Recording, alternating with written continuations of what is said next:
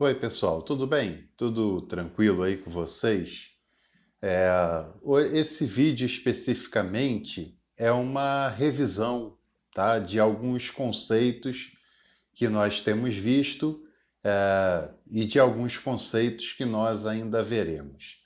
Então, você sabe muito bem que a nossa disciplina trata de antropologia e também de amartiologia, né? A doutrina a respeito do ser humano, a doutrina acerca do pecado, o estudo sobre o ser humano, o estudo sobre o pecado.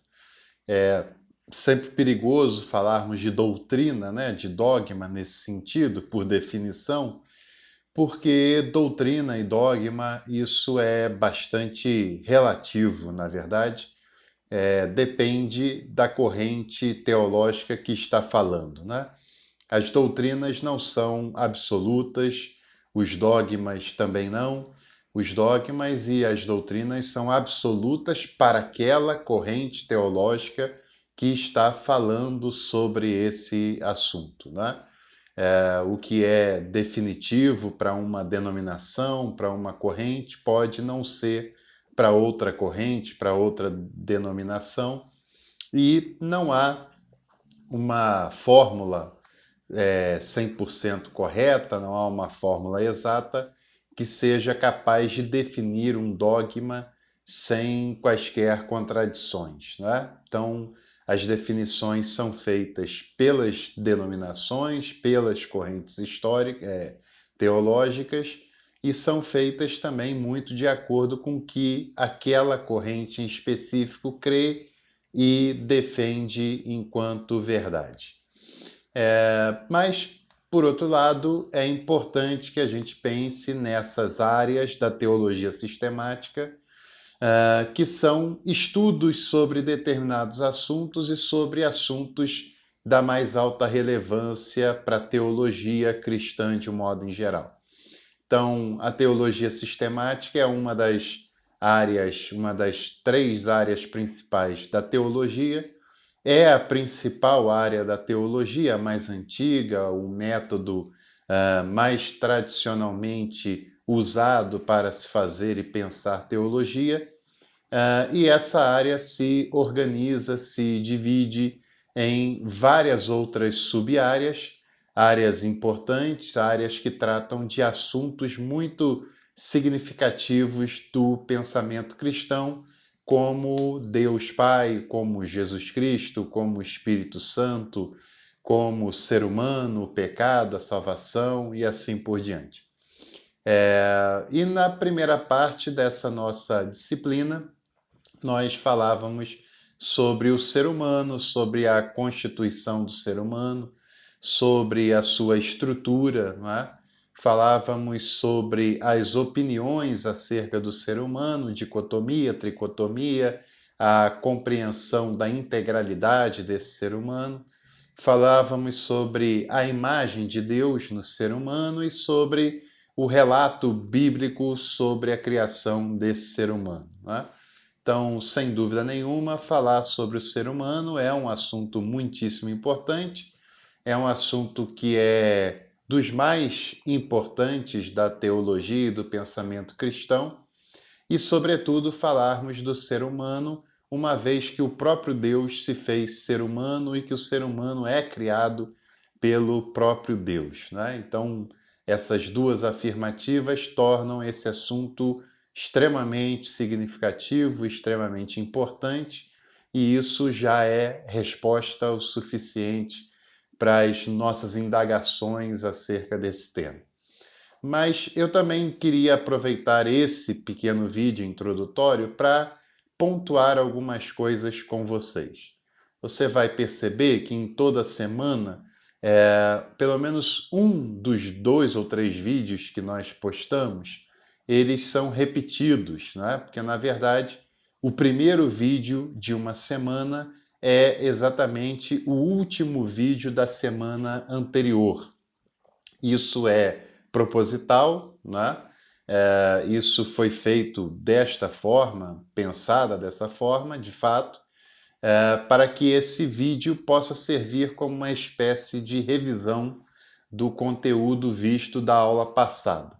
Então você vai reparar, se ainda não fez, que todo o primeiro vídeo de uma semana é, na verdade, o último vídeo, exatamente igual ao último vídeo da semana anterior.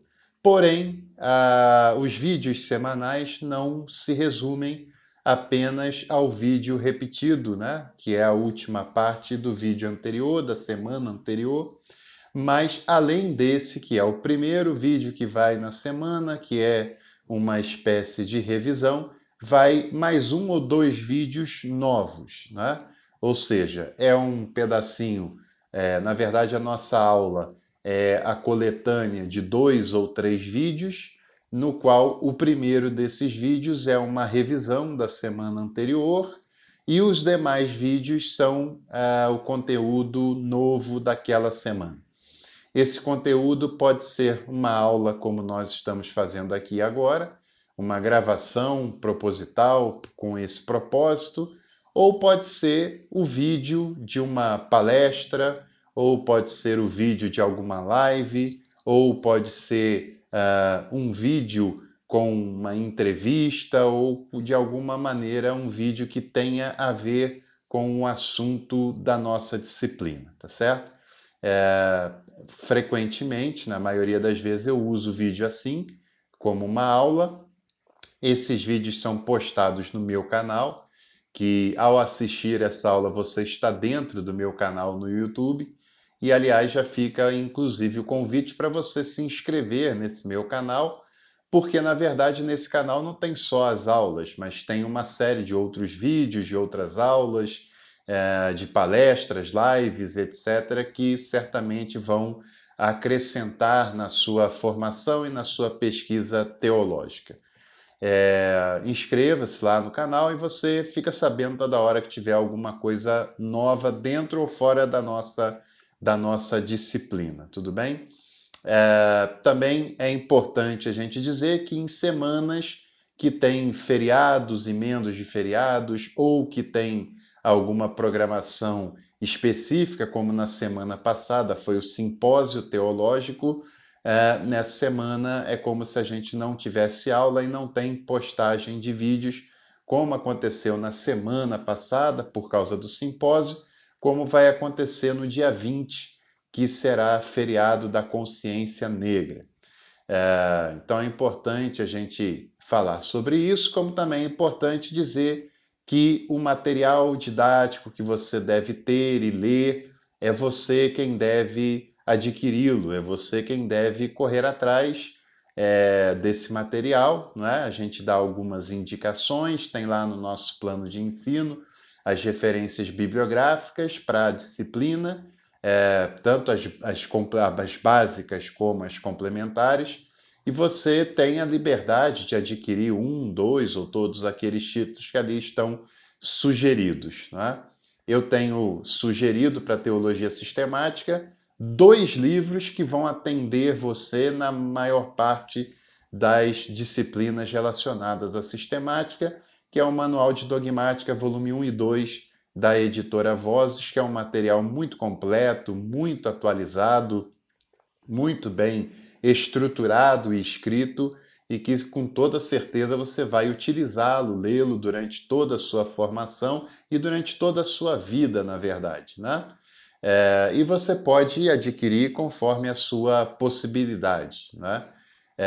E um outro detalhe, um detalhe mais pragmático, é que com relação aos questionários que virão, e aliás, nós teremos aí uma sequência de questionários por semanas, né?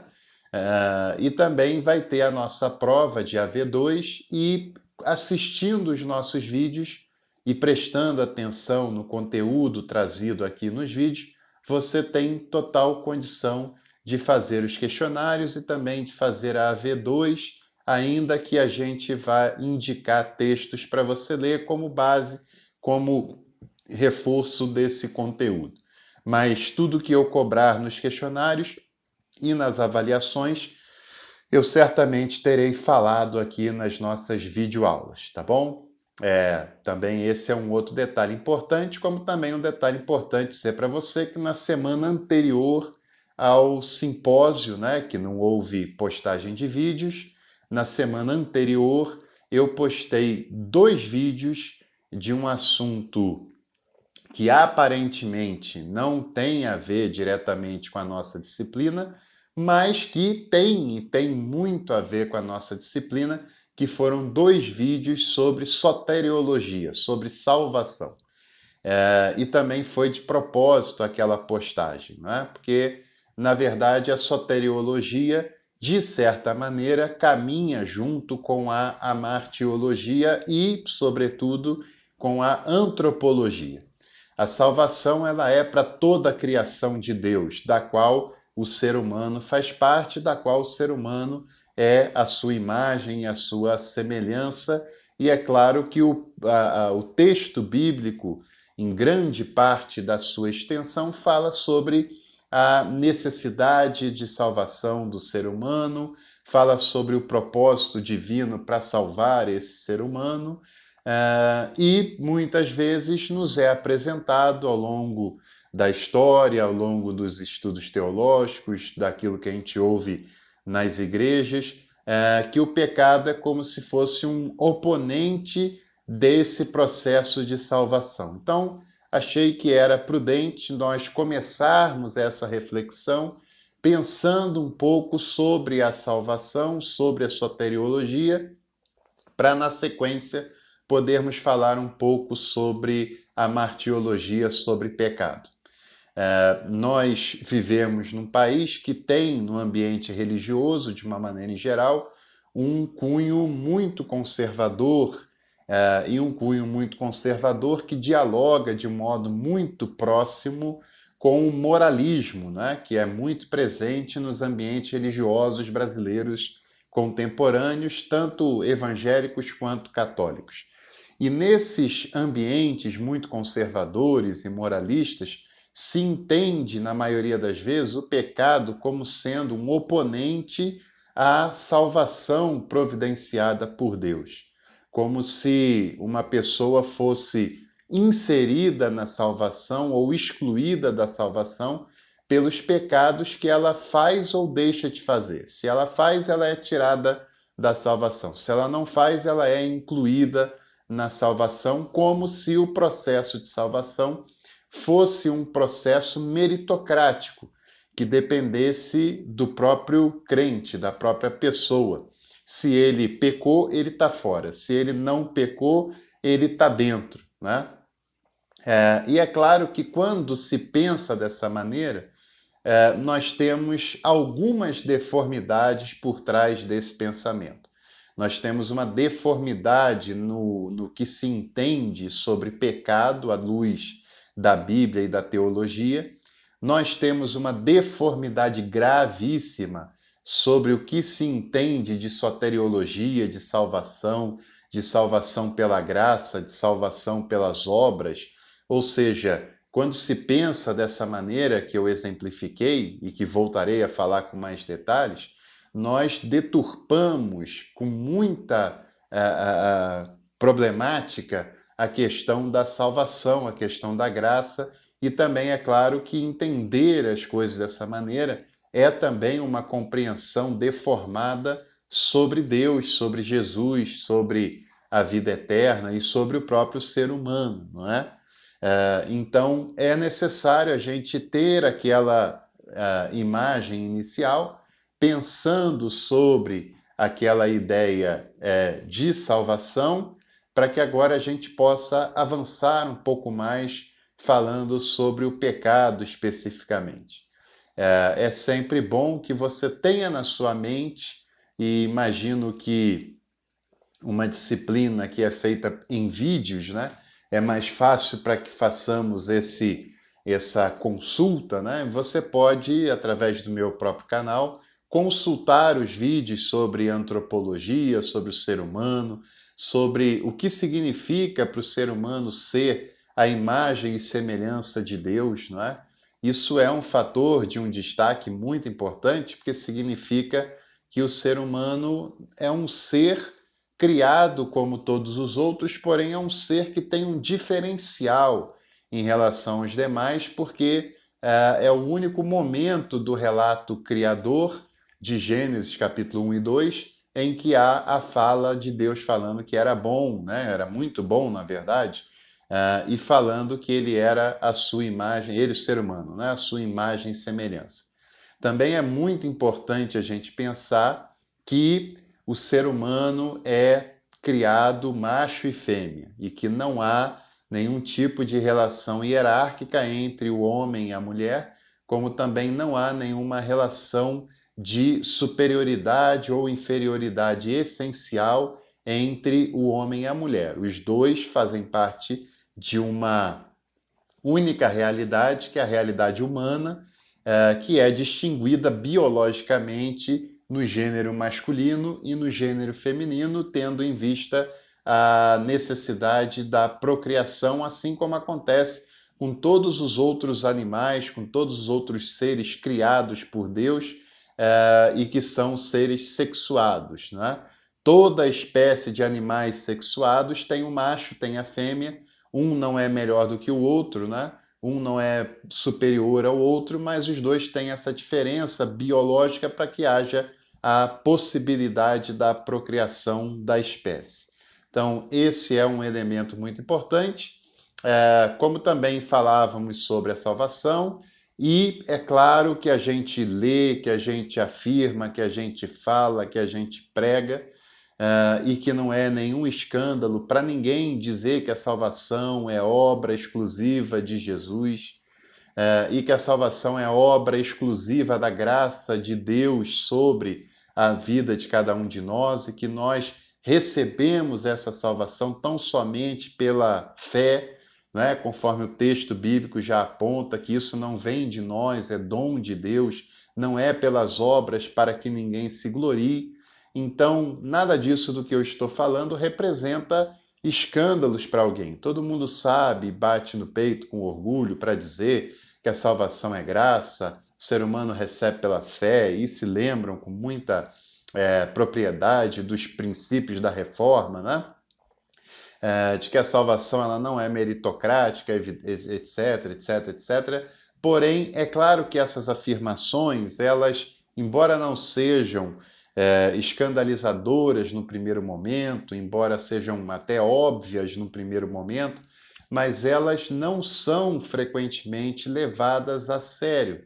Elas não têm a sua consequência levada a sério, porque quando eu falo que a salvação ela é pela fé, não é?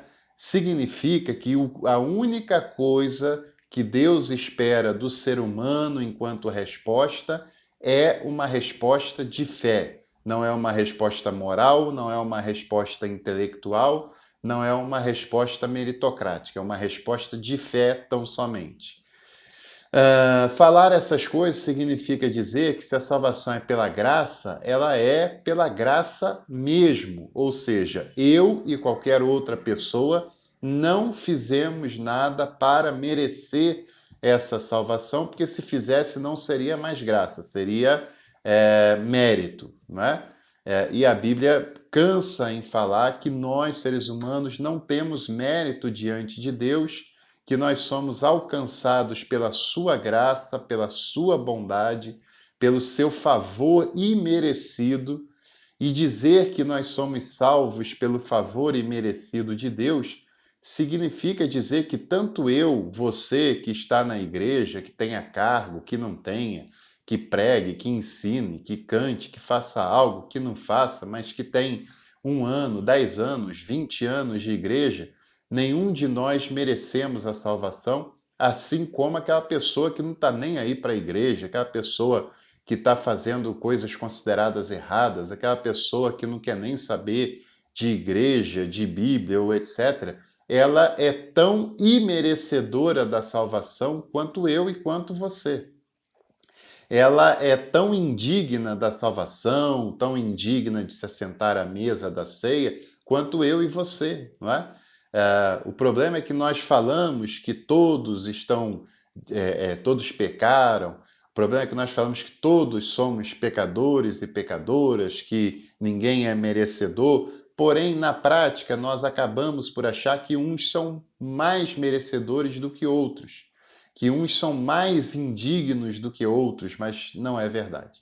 Seja qual for a nossa realidade, nenhum ser humano é digno da salvação, porque a salvação é obra da graça de Deus para com as nossas vidas e que cabe a nós tão somente uma resposta de fé. E se, portanto, a salvação é obra da graça, não é o que eu faço ou deixo de fazer que me inclui ou me exclui da salvação, se é uma obra da graça de Deus, a não ser a minha resposta pela fé. Apenas isso que é o que Deus requer de mim, que eu responda pela fé. E responder pela fé é tão somente saltar no escuro, se entregar diante do convite de graça de Jesus e crer na sua bondade infinita e na sua misericórdia, não é? Se nós não entendermos a salvação pela graça de um modo radical, de um modo que é feito exatamente pela graça de Deus, sem que eu ou qualquer outro ser humano tenha qualquer capacidade de garantir essa salvação, porque a garantia dela está na graça de Deus, se eu não levar isso de modo radical a sério, eu não estarei aceitando a salvação pela graça e estarei pregando a salvação pelas obras. Então, nós vamos encerrando esse primeiro vídeo e já já eu volto com a continuação dessa nossa reflexão.